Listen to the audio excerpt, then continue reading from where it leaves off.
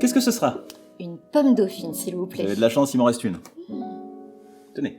Oula, elle a évolué bizarrement, cette pomme dauphine. Ouais, c'est encore un coup de Darwin, ça. C'est qui, Darwin? Regardez. À quoi ça sert? Ça veut dire quoi, ça? Pourquoi c'est comme ça? C'est où? C'est qui, lui? Un jour, une question. Qui était Darwin? Charles Darwin est un scientifique anglais né en 1809 qui a révolutionné notre vision de la vie sur Terre. Comment? Grâce à un livre, L'origine des espèces, qui décrit la sélection naturelle, un phénomène qui explique la diversité des formes de vie sur Terre. Mais c'est quoi la sélection naturelle? Darwin était un grand voyageur. Pendant 5 ans, il a parcouru le monde en bateau et a ainsi observé à quel point les êtres vivants étaient différents, des îles Galapagos à la savane africaine. Darwin a observé leurs lieux de vie et leurs besoins. Manger, boire, survivre et se reproduire. Et il a remarqué que ces besoins étaient à l'origine de la diversité des espèces sur Terre.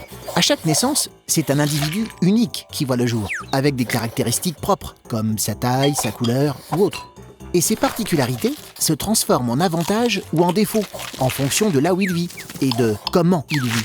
Par exemple, les girafes. Plus une girafe est grande, et plus elle peut atteindre de nourriture, des branches d'arbres hautes. Si les girafes sont si grandes aujourd'hui, c'est parce que, sur des milliers d'années, les plus grandes ont été avantagées.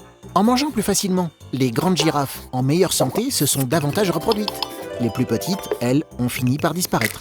L'idée de la sélection naturelle, c'est que les individus les mieux adaptés à leur milieu de vie vont plus facilement se reproduire et transmettre leurs atouts à leurs petits. Ainsi, de génération en génération, l'espèce évolue sous l'effet de la sélection naturelle. C'est la grande découverte de Darwin. Tu te poses des questions? Nous, on y répond.